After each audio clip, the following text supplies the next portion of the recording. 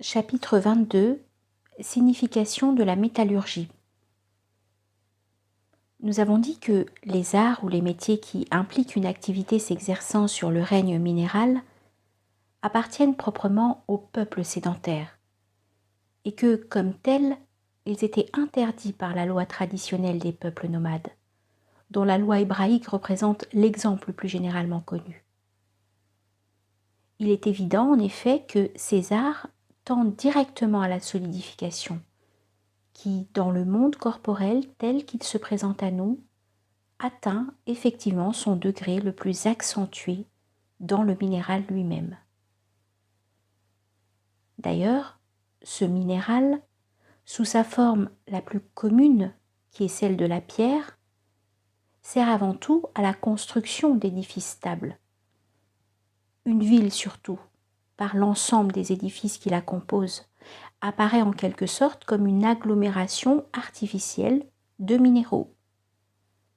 Et comme nous l'avons déjà dit, la vie dans les villes correspond à un sédentarisme encore plus complet que la vie agricole, de même que le minéral est plus fixe et plus solide que le végétal. Mais il y a encore autre chose. Les arts ayant pour objet le minéral comprennent aussi la métallurgie sous toutes ses formes. Or, si l'on observe que, à notre époque, le métal tend de plus en plus à se substituer à la pierre elle-même dans la construction, comme la pierre s'était autrefois substituée au bois, on est tenté de penser qu'il doit y avoir là un symptôme caractéristique d'une phase plus avancée dans la marche descendante du cycle. Et cela est confirmé par le fait que, d'une façon générale, le métal joue un rôle toujours grandissant dans la civilisation moderne, industrialisée et mécanisée. Et cela aussi bien au point de vue destructif, si l'on peut dire, qu'au point de vue constructif. Car la consommation de métal qu'entraînent les guerres contemporaines est véritablement prodigieuse. Cette remarque s'accorde d'ailleurs avec une particularité qu'on rencontre dans la tradition hébraïque. Dès le début, quand l'emploi des pierres était permis dans certains cas tels que la construction d'un autel, il était néanmoins spécifié que ces pierres devaient être entières et non touchées par le fer. D'après les termes mêmes de ce passage, l'insistance porte moins sur le fait de ne pas travailler la pierre que sur celui de ne pas y employer le métal. L'interdiction concernant le métal était donc plus rigoureuse, surtout pour tout ce qui était destiné à un usage plus spécialement rituel. Il subsista même des traces de cette interdiction quand Israël eut cessé d'être nomade et construisit ou fit construire des édifices stables. Quand on bâtit le temple de Jérusalem, les pierres furent amenées toutes telles qu'elles devaient être, de sorte que, en bâtissant la maison, on n'entendit ni marteau, ni hache, ni aucun outil de fer. Ce fait n'a d'ailleurs en réalité rien d'exceptionnel, et on pourrait trouver en ce sens une foule d'indices concordants. Ainsi, dans bien des pays, une sorte d'exclusion partielle de la communauté, ou tout au moins de mise à l'écart, a existé et existe même encore, comme contre les ouvriers travaillant les métaux, surtout les forgerons, dont le métier s'associe du reste souvent avec la pratique d'une magie inférieure et dangereuse, dégénérée finalement dans la plupart des cas en sorcellerie pure et simple. Pourtant, d'un autre côté, la métallurgie, dans certaines formes traditionnelles, a été au contraire particulièrement exaltée et a même servi de base à des organisations initiatiques fort importantes. Nous nous contenterons de citer à cet égard l'exemple des mystères kabiriques, sans pouvoir d'ailleurs insister ici sur ce sujet très complexe et qui nous entraînerait beaucoup trop loin. Ce qu'il faut en retenir, pour le moment, c'est que la métallurgie a à la fois un aspect sacré et un aspect exécré. Et au fond, ces deux aspects procèdent d'un double symbolisme inhérent aux métaux eux-mêmes. Pour comprendre ceci, il faut avant tout se souvenir que les métaux, en raison de leur correspondance astrale, sont en quelque sorte les planètes du monde inférieur. Ils doivent donc naturellement avoir, comme les planètes elles-mêmes dont ils reçoivent et condensent, pour ainsi dire, les influences dans le milieu terrestre, un aspect bénéfique et un aspect maléfique. De plus, puisqu'il s'agit en somme d'un reflet inférieur, ce que représente nettement la situation même des mines métalliques à l'intérieur de la Terre, le côté maléfique doit facilement devenir prédominant. Il ne faut pas oublier que, au point de vue traditionnel, les métaux et la métallurgie sont en relation directe avec le feu souterrain, dont l'idée s'associe, sous bien des rapports, à celle du monde infernal. Bien entendu, les influences métalliques, si on les prend par le côté bénéfique, en les utilisant d'une façon vraiment rituelle, au sens le plus complet de ce mot, sont susceptibles d'être transmuées et sublimées, et elles peuvent même d'autant mieux devenir alors un support spirituel que ce qui est au niveau le plus bas correspond par analogie inverse à ce qui est au niveau le plus élevé. Tout le symbolisme minéral de l'alchimie est en définitive fondé là-dessus, aussi bien que celui des anciennes initiations capyriques.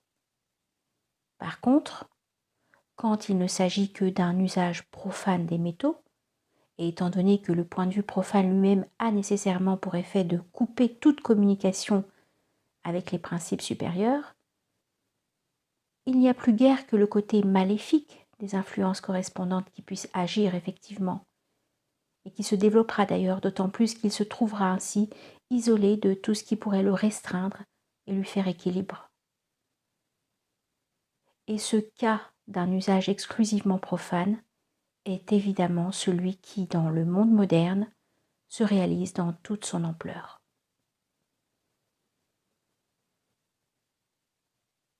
Nous nous sommes surtout placés jusqu'ici au point de vue de la solidification du monde, qui est d'ailleurs celui qui aboutit proprement au règne de la quantité, dont l'usage actuel des métaux n'est encore qu'un aspect. Ce point de vue est, en effet, celui qui s'est manifesté en toute chose de la façon la plus apparente jusqu'au point où le monde en est arrivé présentement. Mais les choses peuvent aller plus loin encore, et les métaux, du fait des influences subtiles qui y sont attachées, peuvent aussi jouer un rôle dans une phase ultérieure tendant plus immédiatement vers la dissolution finale. Assurément, ces influences subtiles dans tout le cours de la période qu'on peut qualifier de matérialiste sont en quelque sorte passées à l'état latent, comme tout ce qui est en dehors de l'ordre corporel pur et simple.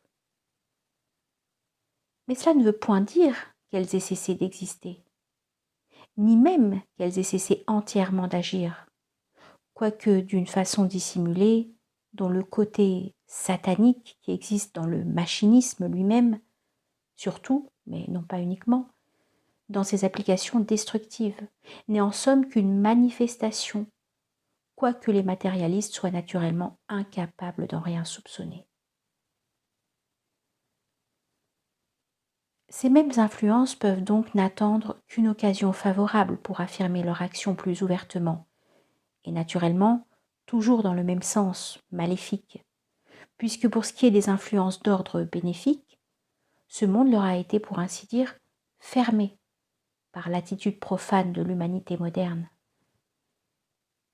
Or, cette occasion peut même n'être plus très éloignée, car l'instabilité qui va actuellement en croissant dans tous les domaines montre bien que le point correspondant à la plus grande prédominance effective de la solidité et de la matérialité a été déjà dépassé. On comprendra peut-être mieux ce que nous venons de dire si l'on remarque que les métaux, suivant le symbolisme traditionnel, sont en relation non seulement avec le feu souterrain, comme nous l'avons indiqué, mais encore avec les trésors cachés. Tout cela étant d'ailleurs assez étroitement connexe pour des raisons que nous ne pouvons songer à développer davantage en ce moment, mais qui peuvent notamment aider à l'explication de la façon dont des interventions humaines sont susceptibles de provoquer, ou plus exactement, de déclencher certains cataclysmes naturels. Quoi qu'il en soit, toutes les légendes, pour parler le langage actuel, qui se rapportent à ces trésors, montrent clairement que leurs gardiens, c'est-à-dire précisément les influences subtiles qui y sont attachées, sont des entités psychiques qu'il est fort dangereux d'approcher sans posséder les qualifications requises et sans prendre les précautions voulues. Mais en fait, quelles précautions des modernes qui sont complètement ignorants de ces choses pourraient-ils bien prendre à cet égard? Ils sont trop évidemment dépourvus de toute qualification, ainsi que de tout moyen d'action dans ce domaine, qui leur échappe en conséquence de l'attitude même qu'ils ont prise vis-à-vis de toute chose. Il est vrai qu'ils se vantent constamment de dompter les forces de la nature, mais ils sont certes bien loin de se douter que, derrière ces forces mêmes, qu'ils envisagent en un sens exclusivement corporel, il y a quelque chose d'un autre ordre, dont elles ne sont réellement que le véhicule et comme l'apparence extérieure. Et c'est cela qui pourrait bien, quelque jour, se révolter et se retourner finalement contre ceux qui l'ont méconnu. À ce propos, nous ajouterons incidemment une autre remarque, qui ne semblera peut-être que singulière ou curieuse, mais que nous aurons l'occasion de retrouver par la suite. Les gardiens des trésors cachés, qui sont en même temps les forgerons travaillant dans le feu souterrain, sont dans les légendes représentés à la fois et suivant les cas comme des géants et comme des nains. Quelque chose de semblable existait aussi pour les Kabyres, ce qui indique que tout ce symbolisme est encore susceptible de recevoir une application se référant à un ordre supérieur. Mais si l'on s'en tient au point de vue où, du fait des conditions mêmes de notre époque, nous devons nous placer présentement, on ne peut en voir que la face en quelque sorte infernale. C'est-à-dire qu'il n'y a là, dans ces conditions, qu'une expression d'influence appartenant au côté inférieur et ténébreux de ce qu'on peut appeler le psychisme cosmique. Et comme nous le verrons mieux en poursuivant notre étude, ce sont effectivement les influences de cette sorte qui, sous leurs formes multiples, menacent aujourd'hui la solidité du monde. Pour compléter cet aperçu, nous noterons encore, comme se rapportant évidemment au côté maléfique de l'influence des métaux, l'interdiction fréquente de porter sur soi des objets métalliques pendant l'accomplissement de certains rites, soit dans le cas de rites exotériques, soit dans celui des rites proprement initiatiques. Sans doute, toutes les prescriptions de ce genre ont avant tout un caractère symbolique, et c'est même ce qui en fait la valeur profonde.